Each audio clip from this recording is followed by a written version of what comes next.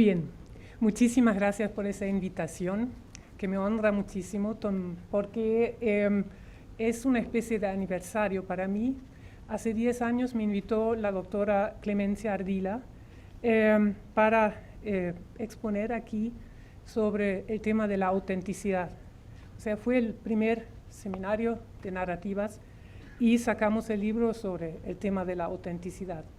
Y después de 10 años llegó otra invitación, ahora sobre el tema de la ética.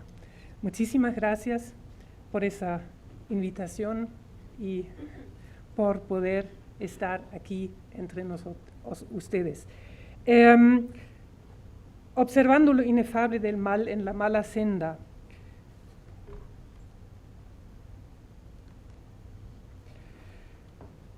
In the content of the form, narrative discourse and historical representation, el historiador y estudioso de literatura Hayden White destaca los puntos de contacto entre textos ficcionales y no ficcionales. Su narratividad la comprende como un metacódigo, un universal humano que permite comunicar experiencias humanas con una realidad comúnmente vivida de forma transcultural.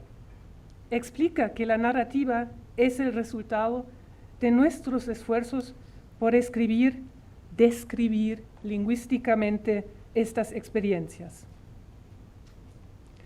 La narratividad de White, pues, implica determinado significado que surge cuando eventos aparecen concatenados y ordenados en forma de una trama, es decir, con el resultado de una coherencia formal que no tienen en la realidad fáctica. Lo que White deduce de la comparación entre textos narrativos históricos y los anales, o sea, una mera lista de eventos ordenados cronológicamente, también lo supone para las narraciones de ficción. Es decir, que además de su función de constituir un determinado significado, sentido, por medio de la construcción de una trama, pretenden explícitamente o implícitamente moralizar la realidad narrada. Constituyen una noción de centro social por la cual ubican los eventos dotándoles de significación ética o moral. En otro momento les adscribe a las narraciones la intención de identificar esta realidad que narran con el sistema social que está en la base de cualquier moralidad imaginable. Quisiera basar mis reflexiones en este supuesto, porque el texto que analizaré, una novela gráfica, si bien es ficcional, no es antimimética, el modelo de mundo subyacente muestra unas referencias claras a la realidad extraliteraria fáctica, estableciendo relaciones de correspondencia o de similitud con esta realidad extraliteraria fáctica. Mi definición de narratividad también parte de la existencia de una trama, un plot, en la que aparecen los eventos concatenados y ordenados debido a una determinada estrategia. Los eventos de la trama cumplen determinadas condiciones, resultan de cambios de estado marcados, rompen con las normas de la realidad narrada. Ahora bien, lo que a mí me interesa en lo siguiente es cómo el texto narrativo ficcional logra provocar un cuestionamiento ético de la realidad narrada. Para ello necesito dedicarme brevemente al concepto de ética a partir del cual quiero desarrollar mi análisis. Me oriento por las conceptualizaciones de Annemarie Pieper, cuya investigación filosófica se centra en la ética. La ética como ciencia filosófica de la actuación moral del ser humano tiene como objeto la moral y la moralidad. Es una disciplina normativa de la filosofía y como tal se ocupa del bien moral. Y este bien moral es incondicionalmente bueno. es bueno en sí mismo, independientemente de cualquier finalidad.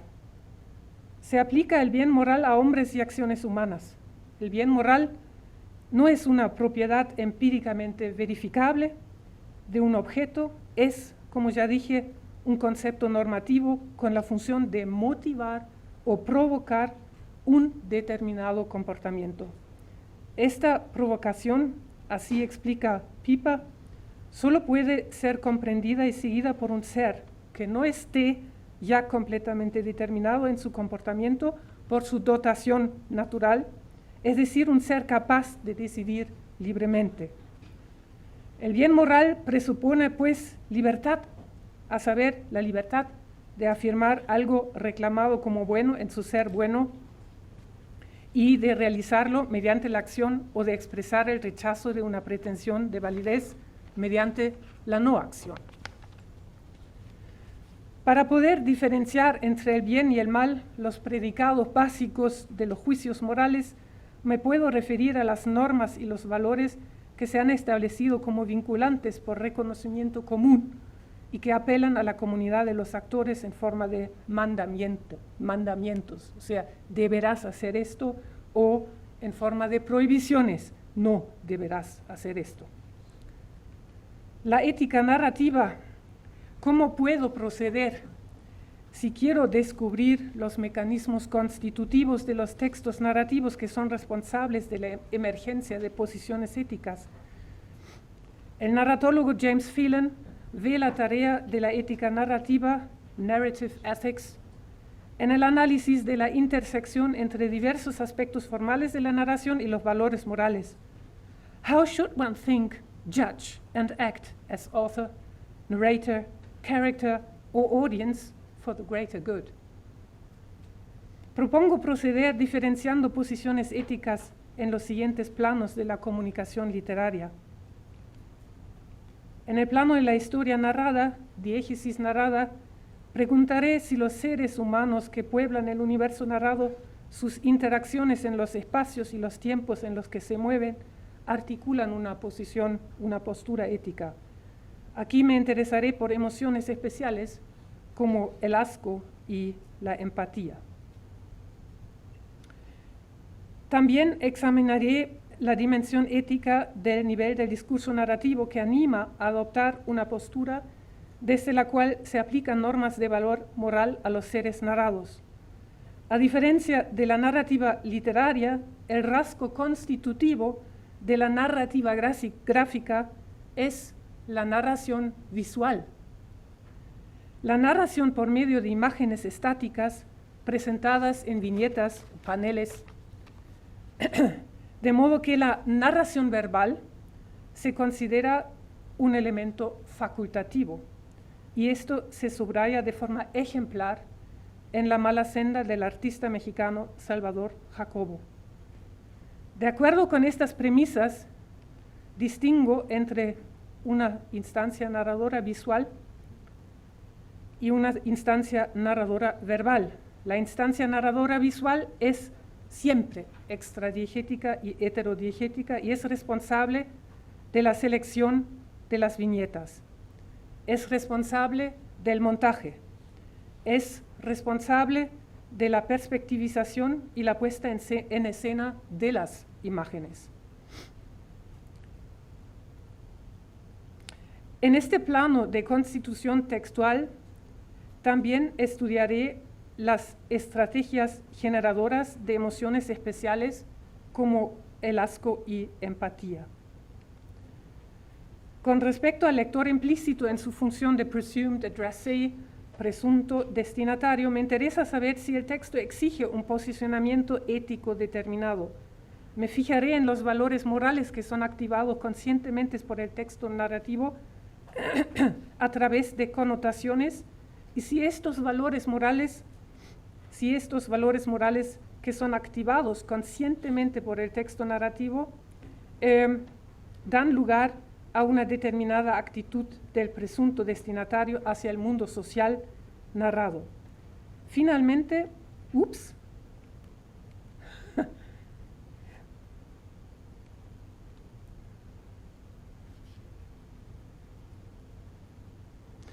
Finalmente, a nivel del autor y del lector empíricos, plantearé la pregunta por el compromiso ético con la obra creada por el autor, o sea, por las implicaciones éticas de haberse decidido por esta historia narrada en este formato en el contexto político-social mexicano actual.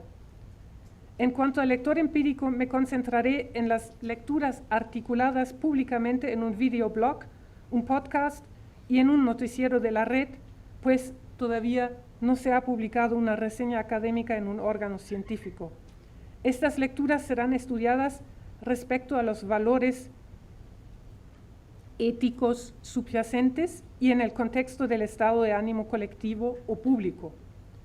Con referencia al cine, Woolf maneja un concepto parecido que llama mood. Tal como lo explico en un trabajo que está por publicar, el estado de ánimo colectivo o público se puede comparar con el concepto de opinión pública, es decir, un consenso sobre cuestiones públicas, formado a través de comunicadores de la esfera pública, o sea, actores sociales que lideran la opinión. En analogía, la reconstrucción del estado de ánimo colectivo público implica buscar un consenso de conducta ética en los comunicadores correspondientes. Esta perspectiva permite examinar cómo se reciben en la realidad extraliteraria fáctica las cuestiones relacionadas con las actitudes éticas generadas por la novela gráfica. La emoción del asco. En el análisis me centraré en la emoción del asco porque primero ocupa un lugar destacado en la mala senda. Para los psicólogos estadounidenses Paul Rosen, Jonathan Haidt y Clark McCauley, asco se manifiesta en un distanciamiento, en un rechazo de algún objeto, de una situación, de un ser, en primer lugar como un rechazo, una repugnancia ante la perspectiva de la incorporación oral de un objeto ofensivo que es contaminante y de ahí peligroso para la salud, para la vida. Fisiológicamente puede manifestarse como náusea. Los investigadores suponen que el asco generado en relación con la alimentación se explica por la intención de minimizar el riesgo de consumir gérmenes patógenos. En la expresión facial típica del asco participan los siguientes rasgos: la mirada boquiabierta, la protrusión de la lengua, el labio superior muy retraído y arruga de la nariz. Como elicitores de este tipo de asco figuran en primer lugar los productos de desecho, animales y humanos. Asimismo, pueden funcionar excreciones o productos corporales como causa desencadenante de asco, por estar relacionados con el concepto antropológico de la polución. Otros desencadenantes de asco son actos sexuales inapropiados, falta de higiene, muerte, cadáveres y violaciones de la forma exterior del cuerpo ideal, por ejemplo, el gore, la deformidad, la obesidad. Aparte del riesgo patógeno, los investigadores explican los desencadenantes de asco como recordatorios de nuestra naturaleza animal. Otro indicio para la relación entre asco y lo animal es el hecho de que en muchas culturas los insultos se refieren a animales. Asco en sus formas básicas es innato, pero luego es la impronta cultural, el aprendizaje social que determina lo que se percibe como asqueroso. Las convenciones culturales prescriben cómo los hombres se alimentan, cómo excretan, cómo limpian la superficie de sus cuerpos y cómo tienen relaciones sexuales.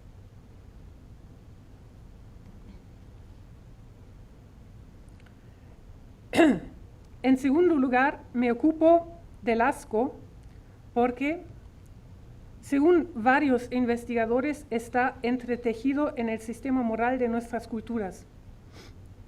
Y, claro, está sus criterios del bien y del mal. Algunos incluso lo consideran una emoción moral, el asco como emoción moral. En muchas culturas la conducta moral del hombre viene determinada por una vara de medir alineada verticalmente, en la que la parte superior, en la parte superior se sitúa el bien divino y en la parte inferior el mal, lo satánico. Asimismo, se ha comprobado que gente con opiniones eminentemente conservadoras son más propensos a sentir asco. En fin, hay suficientes razones para suponer que la emoción del asco indica qué es lo que se rechaza moralmente en una sociedad.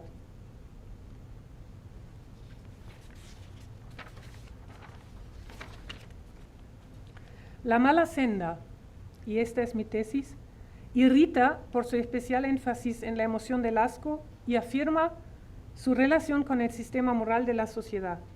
Provoca la reflexión ética en el presunto destinatario, pero sin aleccionarlo.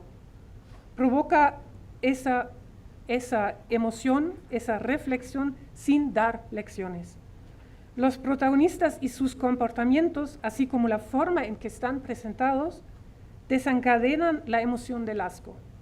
En el texto se instrumentaliza esta emoción para llamar la atención sobre la situación marginalizada de los sin hogar, una situación que les ha privado de dignidad, o sea, del valor fundamental del ser humano en el sentido moral jurídico, que lo convierte en un ser vivo excepcional que merece protección en su persona y en la naturaleza de su existencia.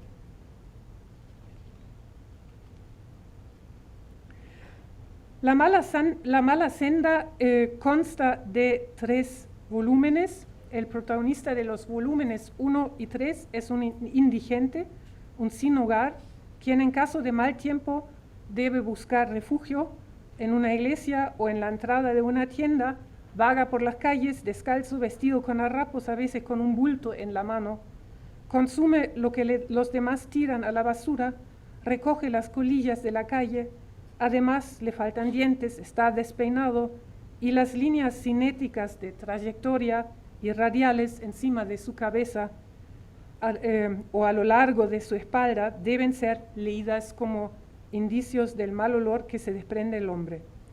Cuando habla, profiere improperios con ira o suele resultar incomprensible.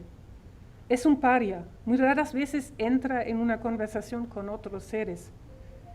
En el volumen 3 pide 10 tamales al vendedor gritando solo el número 10. O charla, si bien muy pocas palabras, con un perro callejero. Ni siquiera las expresiones faciales invitan al contacto, son mímicas de rechazo y de repulsa. Anda con expresión facial gruñona, a veces pone una sonrisa malvada o lanza unas carcajadas de mofa contra otras personas.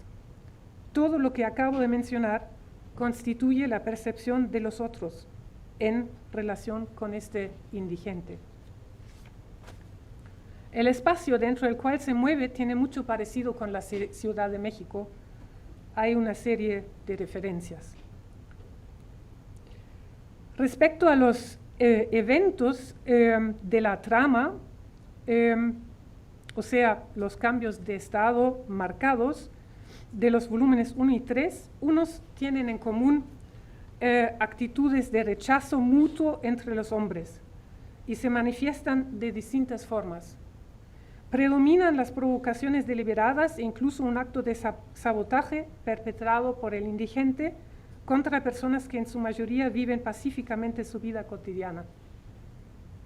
A 3 señoras sentadas en un café o restaurante charlando, bebiendo probablemente vino y riéndose alegremente, las escandaliza porque se masturba delante de ellas. Lo mismo les sucede a 2 monjas, una vieja y otra joven, que rezan devotamente en la iglesia. En el tercer volumen, el vagabundo insulta en voz alta y de forma soez a la gente que se le cruza por la calle ignorándolo. Sin embargo,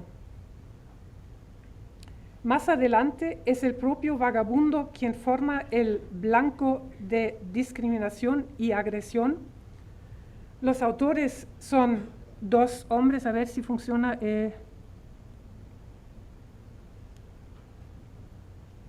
Aquí están.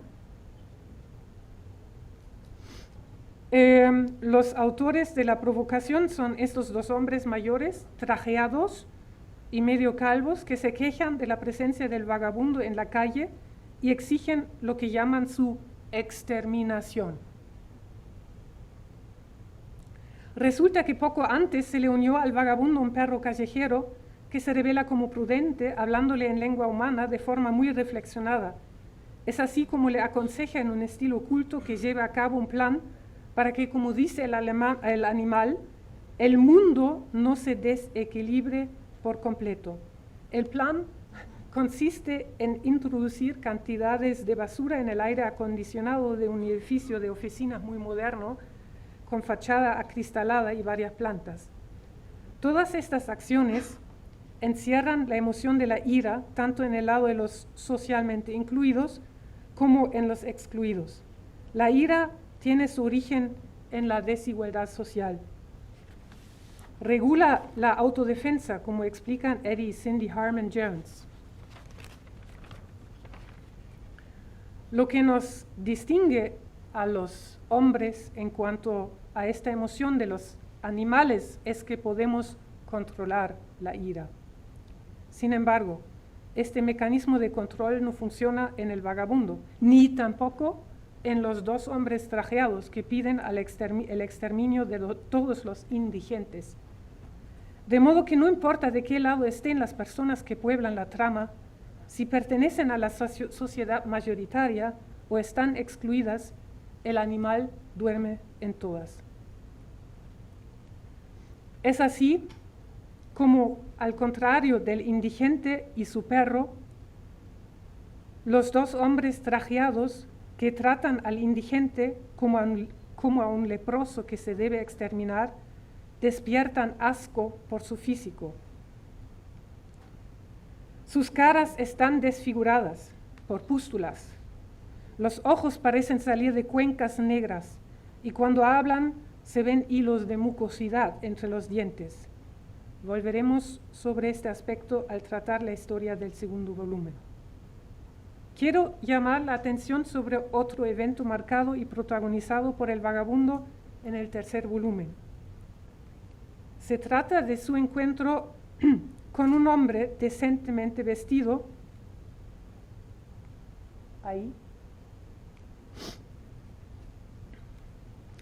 que duerme la mona en uno de los sucios recovecos de la ciudad.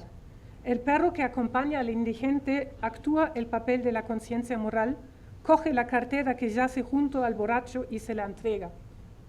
Comenta el perro: existen dos tipos de personas en este país, mi amigo, los que roban y los que son robados. Regularmente estamos entre los segundos, pero hoy podemos decir que pertenecemos a las personas que triunfan. Al comentario del hombre, tú no eres una persona, el perro le contesta con una verdad social dolorosa: tú tampoco. Con este dinero le compran al tamalero 10 tamales. Resulta que la comida que el vagabundo y el perro devoran después y que los demás clientes elogian por su exquisitez en el sabor, contiene partes cocinados de cadáveres humanos. Es también el perro que luego descubre las perversas maquinaciones del tamalero, atrae a la policía, la que arresta al autor del crimen bestial. Otro tipo de evento marcado constituyen los sueños del vagabundo.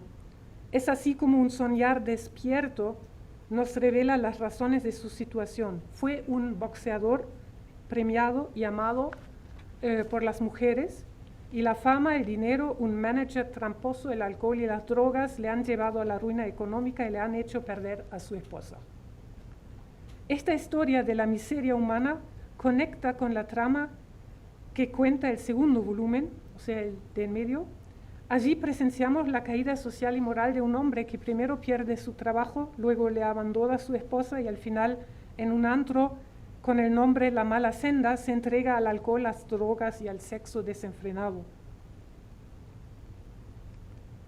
A la mañana siguiente, al salir a la calle, se apercibe del engaño al que se ha entregado hasta entonces, decide cambiar su vida y cuando ve un billete en la calle lo interpreta como una clara confirmación de su nueva percepción.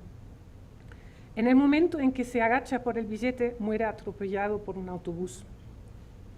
En este segundo volumen se presentan dos muestras de empatía a nivel diegético. El texto sugiere interpretar las reacciones del protagonista como empáticas, porque a diferencia del resto de la gente que le rodea y tras experimentar sus propias pérdidas, o sea, el trabajo y la de su esposa, percibe la miseria de los sin hogar. Decentemente vestido, con pantalón, camisa, gafas y el pelo bien peinado, aquí abajo, pasa en el momento en que el vagabundo del primer volumen está hurgando en un cubo de basura con las manos desnudas en busca de comida. Lo vemos mirando boquiabierto al indigente y gotas de sudor en la frente en el momento en que el otro está devorando un alimento encontrado en las inmundicias. Otra reacción de empatía se presenta en el encuentro del protagonista con la indigente que en un rincón está haciendo sus necesidades. Sin embargo, la situación llega a un punto crítico cuando la mujer se da cuenta de que está siendo observada en ese momento íntimo y le arroja sus excrementos. En cuanto a la emoción del asco manifiesto a nivel diegético, podemos leerlo en los muchos momentos del excesivo y orgiástico delirio que experimenta el protagonista del segundo volumen en el bar La Malacenda y en los momentos en que la gente a su alrededor adquiere rasgos animales.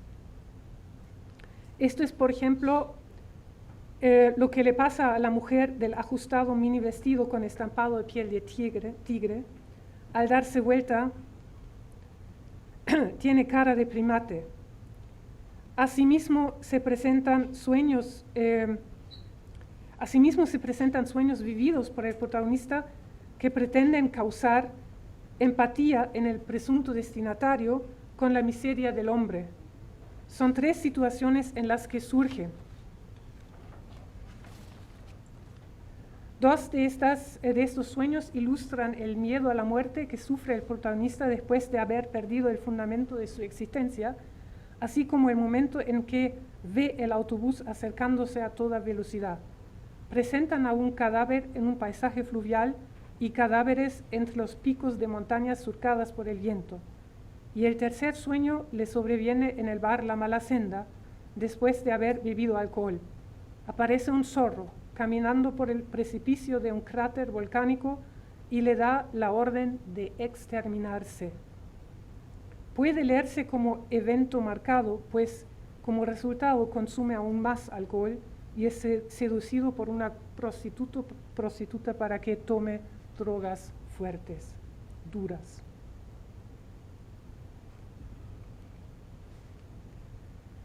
El discurso de la instancia narrativa extra y heterodiegética visual contribuye a que se produzca la reflexión sobre los valores del bien y del mal, pero, de nuevo, sin que esté determinado por una tesis ideológica, política, religiosa o científica y no tiene un carácter didáctico. No se dan direcciones éticas. Esto se debe a la selección de los eventos que constituyen la trama, la historia. En el relato de la vida de los dos protagonistas se da mucho espacio al tema del descenso social y nos muestra que puede afectar a cualquiera de nosotros. Lo sucio, lo perverso, la violencia está en todos los hombres. Lo drástico se refiere a los dos grupos, a los socialmente incluidos y los excluidos. En cuanto a la relación entre la arquitectura de la página, el tableau, y lo narrado, Salvador Jacobo emplea el tableau retórico. El diseño de la página se ajusta a las necesidades de la historia narrada, sobre todo en el segundo volumen, donde el lector de esta forma comparte la vida interior del protagonista. El autor no se atiene servilmente a una estructura uniforme de cuadrículas, Al contrario, varía el tamaño de las viñetas.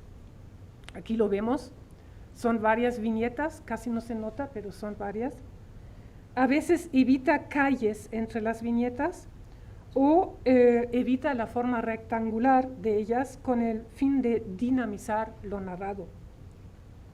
O subraya el desdoblamiento de la personalidad del protagonista, la disociación de su identidad bajo el efecto del alcohol y las drogas.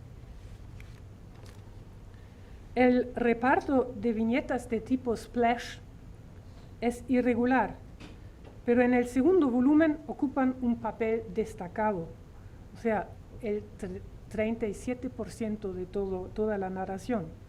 En su mayoría tienen la función de recalcar una situación de efecto emocional. Es así como en el splash, que muestra al vagabundo exboxeador como un intruso en una catedral.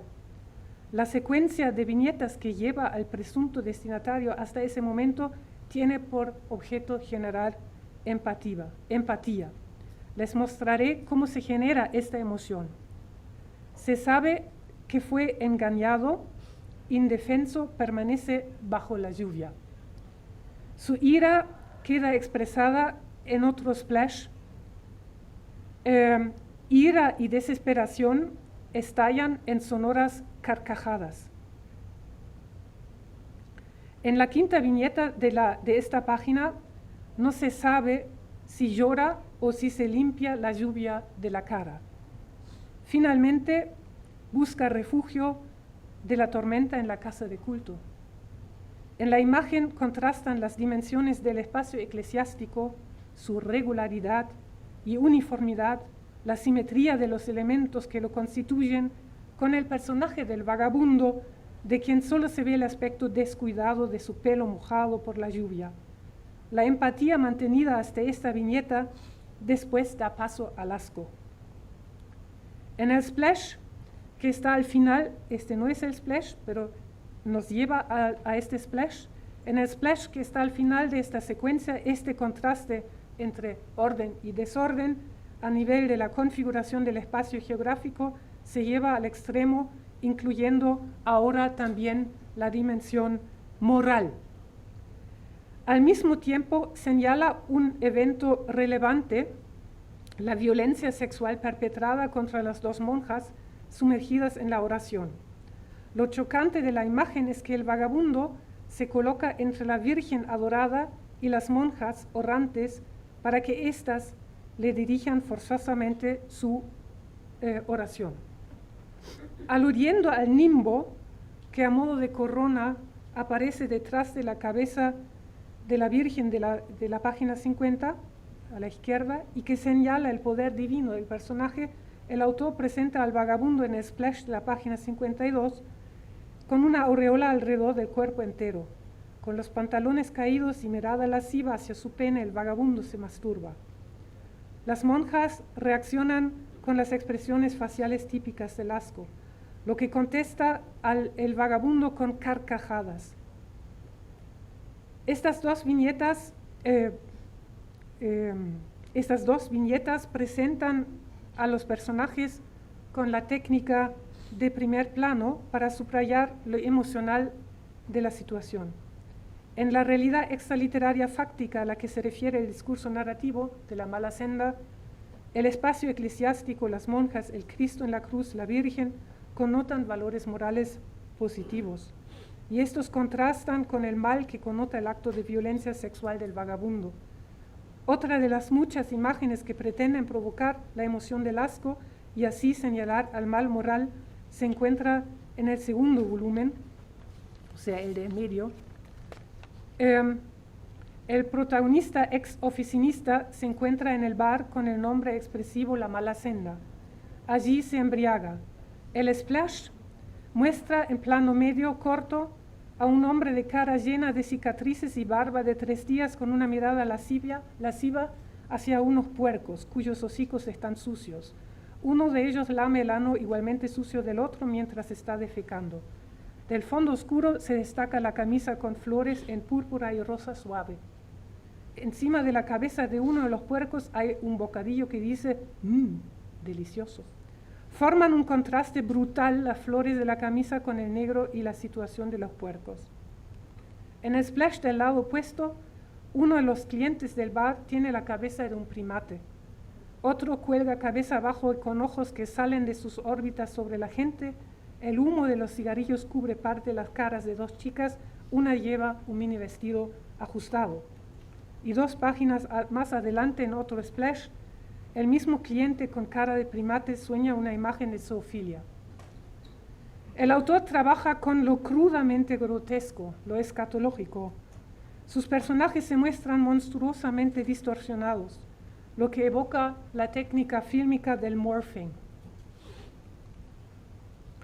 Esta impresión genera el spread de las páginas 104 y 105, y para ello a veces también usa la técnica, la transición tipo momento a momento entre las viñetas, como se muestra también en el próximo ejemplo, cuando el perro se transforma en un brochazo. Lo más importante viene ahora con respecto a la presentación de lo narrado.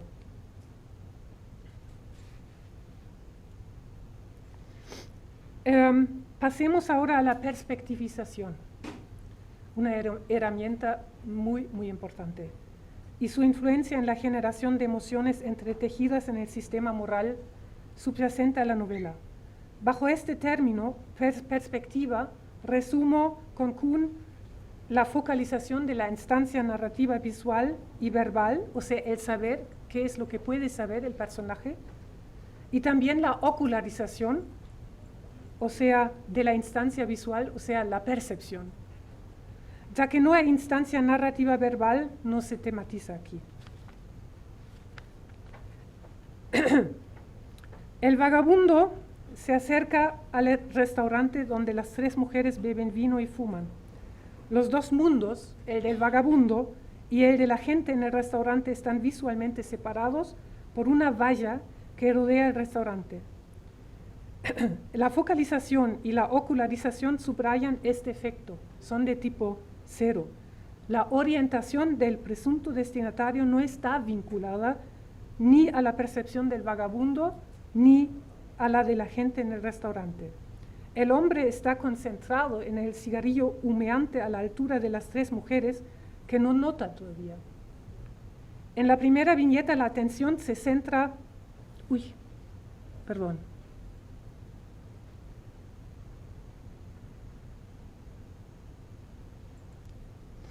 En la primera...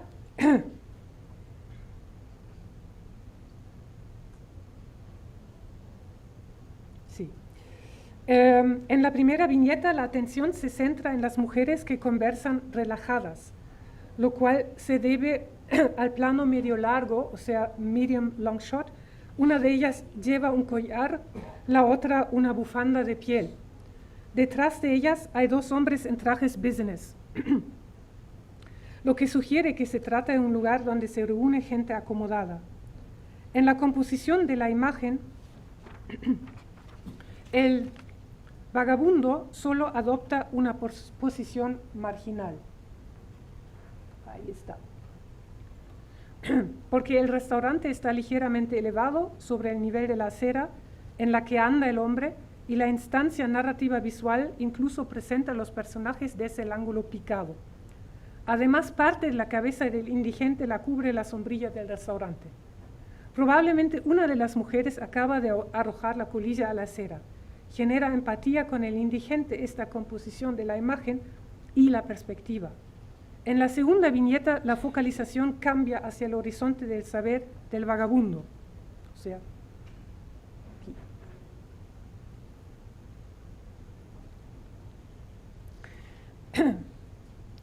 Aunque se ve el personaje del indigente, o sea, ocularización 0, se muestra lo que éste percibe, es decir, la colilla, porque se emplea el ángulo contrapicado y el plano entero. En las 3 viñetas siguientes se sigue con la ocularización 0 y el nobody's shot. El espacio de la primera imagen la ocupan en plano detalle y desde el ángulo normal Los pies, uno descalzo, otro calzado del indigente. En la segunda se agrega la mano del hombre que coge la colilla y en la tercera se muestra su cabeza de perfil fumando la colilla. En la cuarta, el vagabundo mira hacia arriba, donde está sentada la expropietaria de la colilla. Se establece una relación entre el mundo de abajo, el hombre, y el de arriba. La ocularización sigue como cero, o sea, se ve el hombre, en combinación con una focalización interna, o sea, desde el horizonte del saber del vagabundo. Desde el primer plano, el close-up, y gracias a la toma sobre el hombro del vagabundo, la mirada del observador sigue la del indigente y se detiene en el grupo de las mujeres. El observador se sitúa con el vagabundo en la parte baja y mira hacia arriba, hacia las mujeres, una constelación que pretende subrayar la empatía, en este caso con el vagabundo. El contraste entre los dos se subraya aún más, porque el vagabundo tiene un aspecto serio, mientras que las tres mujeres ríen con boca abierta. En la última viñeta de la página, el observador está forzado a cambiar de perspectiva. La instancia narrativa visual se sitúa en la posición de una de las tres mujeres y mira hacia abajo al hombre. Gracias a la toma del primer plano contrastan aún más los aspectos de las mujeres de arriba, aros, bufanda de piel, peinados bien arreglados y bocas abiertas que indican la risa a carcajadas, y el hombre, serio, harapiento, desalineado, abajo, en la acera. Siguen dos viñetas cuyos contenidos se presentan desde perspectivas cambiantes.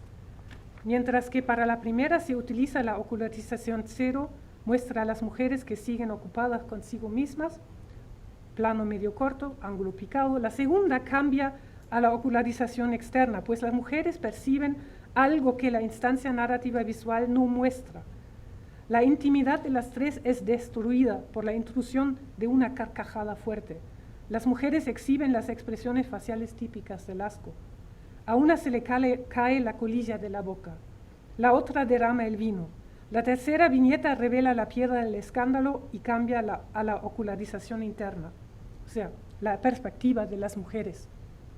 La toma americana desde el ángulo levemente contrapicado hace que el vagabundo, anteriormente en una posición inferior y marginado, ahora parezca un gigante que se masturba. La mirada llena de rabia y la corona radial que emana de su cuerpo lo presentan como una deidad, un santo, un iluminado, simplemente un ser poderoso. Su dedo señala al pene desnudo. La instancia narrativa visual no lo deja así.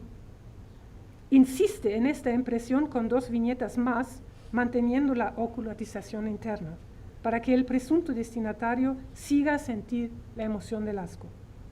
La última en esta página 13 muestra sus genitales en movimiento, en plano detalle, connotando el mal en el mundo narrado y para el presunto destinatario. Las siguientes tres viñetas se presentan desde la ocularización cero. La primera muestra al desprevenido indigente riendo a carcajadas. En la segunda, un puño cerrado aterriza con toda su fuerza en su cara. La tercera muestra a dos hombres con gafas oscuras que sujetan al vagabundo para golpearlo. La toma americana mantiene el genital visible en este panel, hace que el hombre parezca ridículo y vulnerable, lo cual obliga al presunto destinatario a empatizar. En la cuarta ha aterrizado con la cara en el suelo al borde de una balaustrada, en una posición de completo desamparo, ya que la balaustrada no corresponde con la que protege el área del restaurante, tal como se observó antes, y a pesar de que la instancia narrativa visual muestra al personaje, tenemos que suponer una focalización interna, en combinación con una ocularización que solo parece ser también de tipo interno, pero es de tipo cero porque se ve al hombre. Aparte de la forma de la balaustrada, hay otro argumento a favor de este diagnóstico de perspectiva. La viñeta en cuestión se halla antes de la gran analepsis que nos permite conocer el pasado del indigente como boxeador. Resulta que al final de su carrera gloriosa queda noqueado en el ring, y la balaustrada de la página 14 se asemeja al ring de la página 18. Volviendo sobre las consecuencias de la provocación sexual de las mujeres, En la cuarta viñeta el autor se decidió por un estilo cartoonesco que incita a la risa, aliviadora, quizás, del presunto destinatario. La posición del indigente es estereotipadamente exagerada, su cuerpo deformado, de tipo slapstick, y contrasta con la siguiente viñeta. Aparte de regresar a la ocularización cero, la llena el hombre que se levanta entre carcajadas. Las carcajadas en combinación con el pene colgando fuera del pantalón destruyen la empatía y generan de nuevo el asco. En resumen, los constantes cambios de perspectiva impiden un partidismo moral continuo o a favor o en contra del indigente. El último aspecto que quiero comentar relacionado con el discurso narrativo se refiere al estilo de la línea y el color. Tenemos contornos definidos, sombreados y degradados de color. La presentación mayoritariamente evita este estilo cartoonesco que acabo de mostrar. Se muestra una tendencia a dinamizar la imagen con técnicas de dibujo que se asemejan al morphing fílmico ya descrito. En cuanto a las secuencias del bar, La mala senda, los clientes y sus rasgos animales recuerdan los trabajos del gráfico caricaturista pintor germano-estadounidense George Grosz o de su compatriota Otto Dix. El blanco de la crítica social de Grosz lo forman los militares, los jueces, los grandes capitalistas, los trabajadores, pequeños empleados y los marginalizados como las prostitutas. Dix es considerado y conocido como el cronista de las atrocidades de la Primera Guerra Mundial.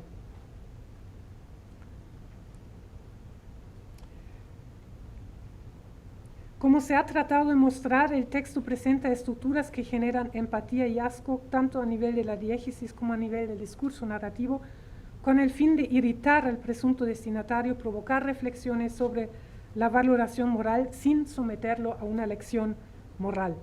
Para generar una actitud empática en el lector son decisivas la organización de la trama, o sea, la narración de los pasados que han llevado a la indigencia. También la perspectivización. El desarrollo de la trama y la forma de narrarla sugieren leer los títulos de los 3 volúmenes que integran La mala senda como fuertemente irónicos.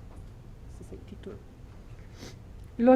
Si los días errados del primer volumen se lee con referencia al indigente, se trata de un eufemismo, pues no solo vive algunos días errados, sino su vida entera puede entenderse como errada.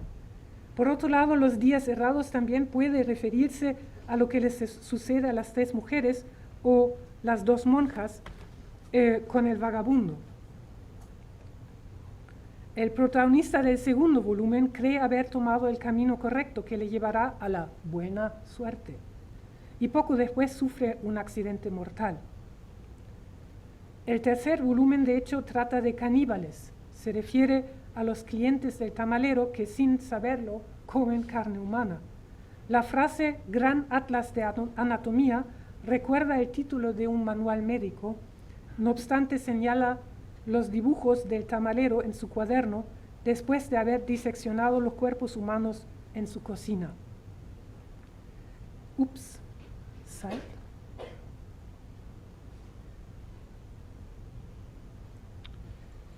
El título de la novela La mala senda implica un juicio moral e invita a relacionarlo con la imagen de la portada. El indigente descalzo en harapos que está sentado apoyado contra un muro en una zona vallada, llena de basura, un saco a su lado con las vistas a los rieles de tren y la silueta nocturna de la ciudad.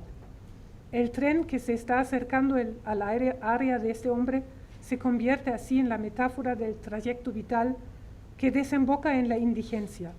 Tiene connotaciones bíblicas que lo relacionan con el mal satánico. Salvador Jacobo es un debutante en el campo de la literatura gráfica. En entrevistas menciona su propia consternación ante la pobreza en las calles como motivación para la creación de La mala senda.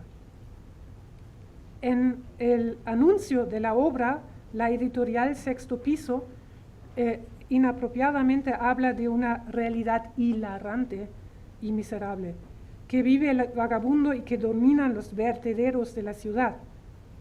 De esta forma, los lectores son guiados al crisol de los más bajos instintos humanos, y añade lo que se espera de los lectores: sentirse incómodos y reflexionar. Las impresiones de lectura que se pueden encontrar en la red hacen hincapié en la estética del libro y el efecto moral que conlleva. En el programa de Imagen Noticias de la periodista Yuridia Sierra, su colega Mariana H. presenta el libro caracterizándolo de una estética de la podredumbre, del abandono y de la pestilencia. Si no viviéramos... Salta.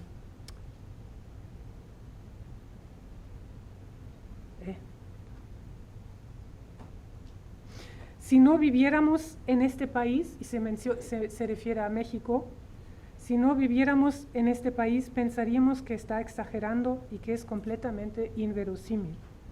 Si no viviéramos en México, pensaríamos que es producto de la imaginación más retorcida. Recalca Mariana H. que por medio de la novela gráfica se observa, cito, la posible vida de un ser humano que a lo mejor descartamos como sociedad, pero que trae una historia tal vez mucho más importante e interesante que la nuestra, y no cerrar los ojos ante estos escenarios. Otro lector, que se llama Poderoso Sensual, en su canal de YouTube, también recomienda La mala senda a su comunidad. Dice: nos vamos dando cuenta que el personaje principal no es otra cosa más que, por así decirlo, la maldad que nos rodea, nos permea a los pobladores, a los ciudadanos de Ciudad de México.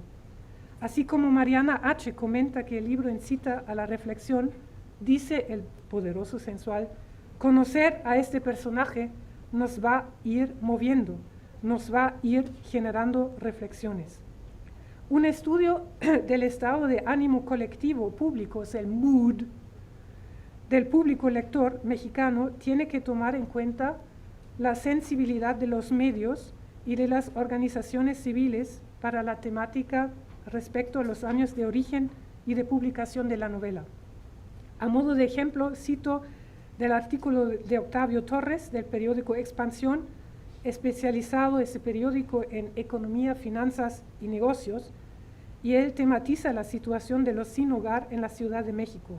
Menciona el número de 6.754 personas en situación de calle y cita del artículo 11 de la Constitución Política de la Ciudad de México, que reza como sigue: esta Constitución protege a las personas que habitan y sobreviven en las calles.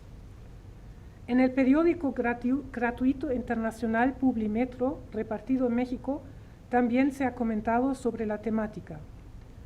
Torres, en su artículo, deja que también Luis Enrique Hernández opine sobre el tema. Hernández fundó en 1994 el Caracol, es una asociación de educadores, trabajadores de la calle en la Ciudad de México. En 2021 se le otorgó el Premio Internacional Navarra a la Solidaridad. La misión del Caracol consiste en contribuir a la visibilidad e inclusión social de las poblaciones callejeras y en riesgo social, porque sin conocimientos de las historias detrás de la indigencia, la discriminación social encuentra terreno fértil para su expansión.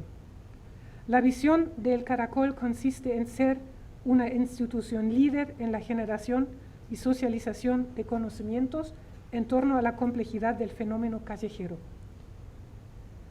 Podemos concluir que la premiada novela gráfica La mala senda de Salvador Jacobo sería una herramienta ideal para el trabajo social del Caracol. Les agradezco su atención.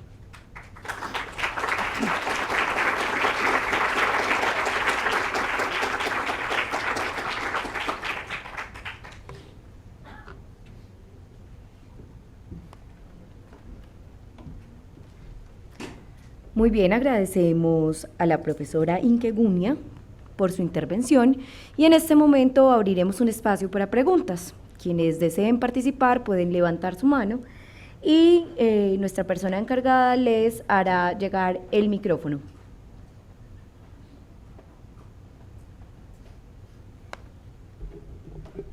Bueno, muchas gracias por su intervención.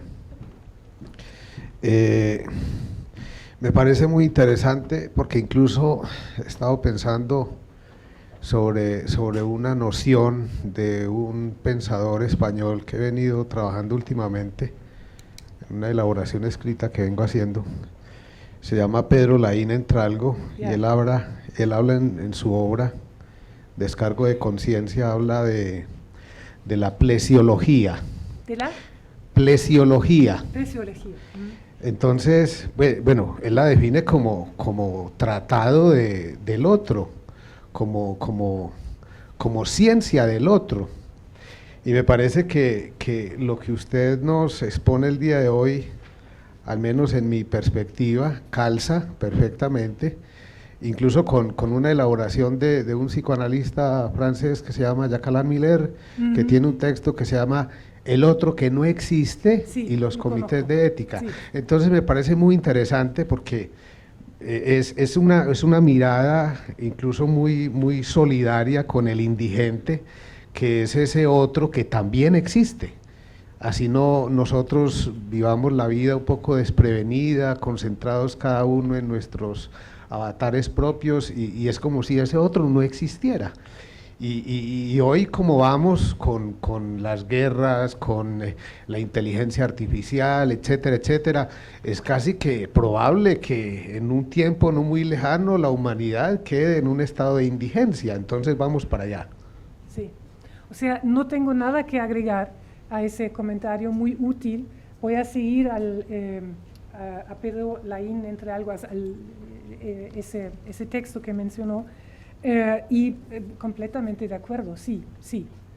Lo que destaca, creo, en esta novela gráfica es que no toma posición. O sea, sí adopta también la perspectiva del indigente, que de parte de la sociedad mayoritaria es el otro, ¿no? Y si cambiamos de perspectiva y vemos a la sociedad mayoritaria desde la perspectiva del indigente, ellos son los otros, sí, claro. Y estas dos posiciones varían a cada rato durante el transcurso de la narración.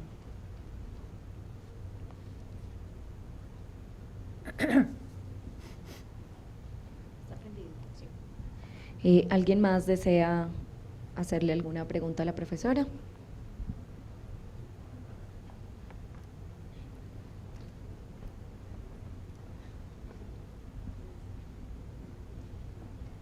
Hola.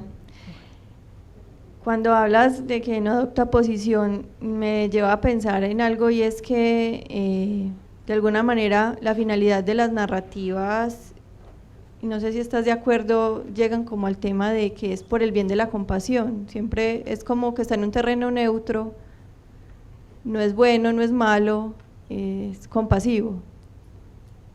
Sí, o sea, si te refieres a las narrativas, ¿a todas las narrativas o a las narrativas gráficas? En general. Eso no sabré contestar, es una pregunta. Pero creo que con respecto a las narrativas gráficas hay una corriente cada vez más fuerte que de tratar temas relacionados con la realidad fáctica actual.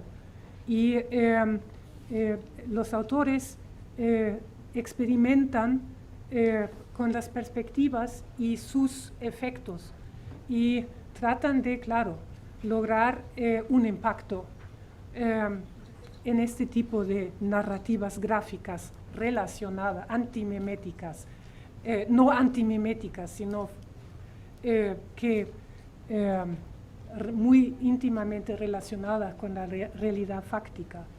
y tratan de encontrar unas formas de presentación que nos irritan, ¿no?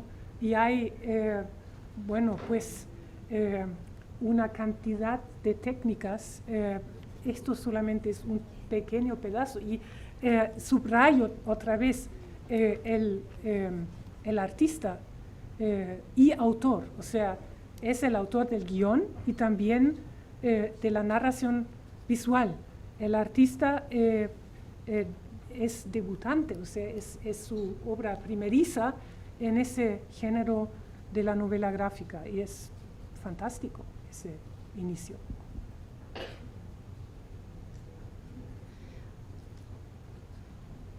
Profesora Inkegunia, muchas gracias por la presentación. Escuchándola y viendo las imágenes de esta novela gráfica, me llamó mucho la atención ese uso de la representación de las personas como animales. Sí. Y pensé también en esta novela gráfica muy famosa, Maus, donde sobrevivientes de la Segunda Guerra Mundial son representados como ratones.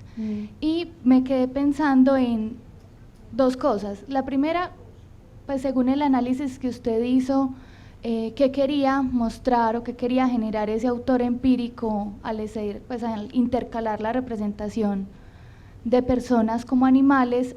Y también una segunda duda que me surgió es si de pronto cuando usted hizo el análisis de cómo esos lectores empíricos recibían la obra, pues en estos comentarios que usted analizó, vio si alguna reacción, pues si este uso de los animales generó alguna reacción en ellos o algo en particular, o si fue algo que pasó desapercibido. Muchas gracias.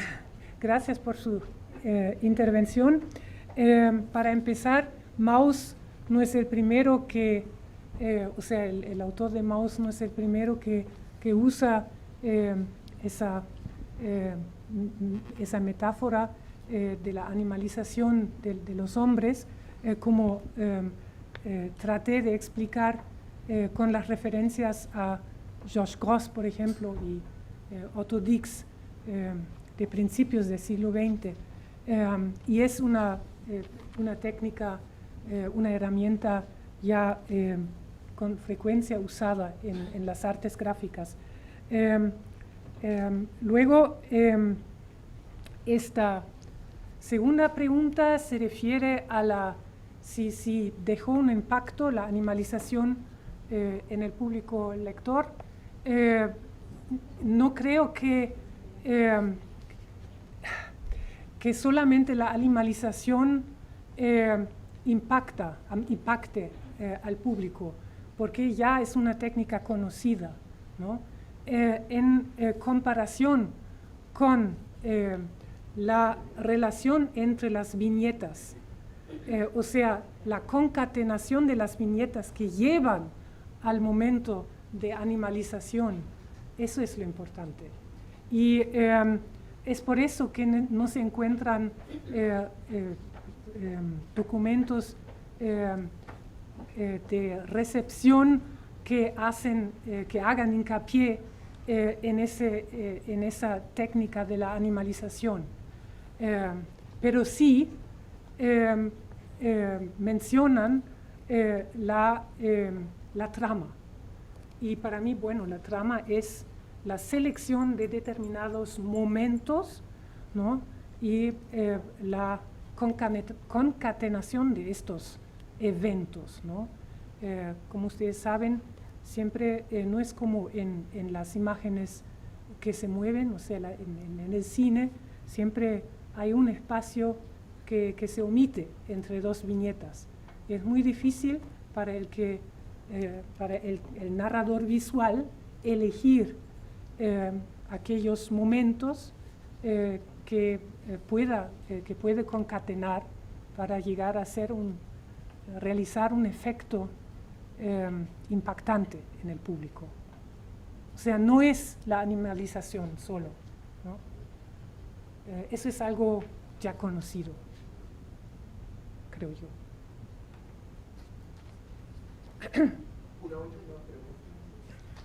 Última pregunta. Hola, bueno, profe Inke, me gustó mucho su presentación.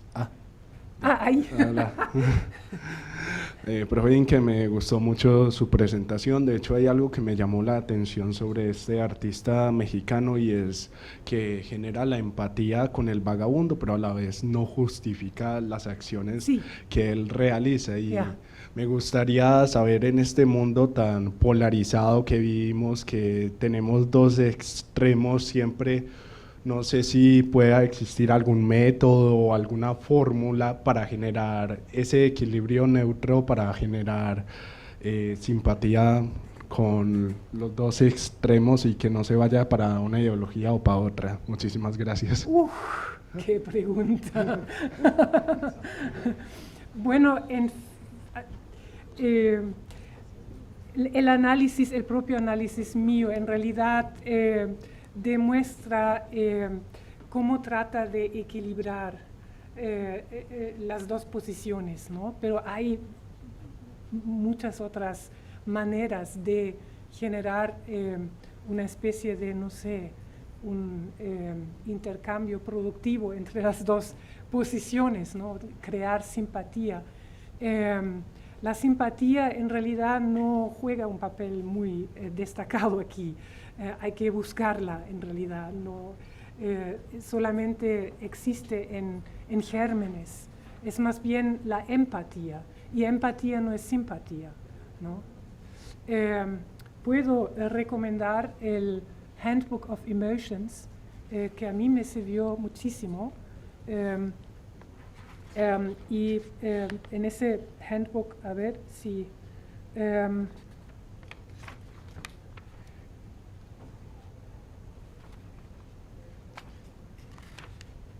salió en 2016 y una de las editoras es Lisa Feldman Barrett. Y es, o sea, a mí me sirvió muchísimo para entender también lo que no entiendo. Soy filóloga y no psicóloga, y ni siquiera antropóloga, y ahí se reúnen todas las posiciones de la gente que sí sabe de emociones y sabe de tratarlas. O sea, lo que yo no, lo que yo destaco siempre es que no hablo de afectos. Afecto es lo más general para mí. Afecto simplemente, y ahí comparto la posición de los sociólogos, afecto más bien denomina una relación entre dos personas. Y la emoción, entonces, es lo que queda codificado lingüísticamente como asco, ira, empatía, suspenso, ¿no? Así que hablo más bien de la investigación de emociones que investigación de afectos, que es mucho más general para mí.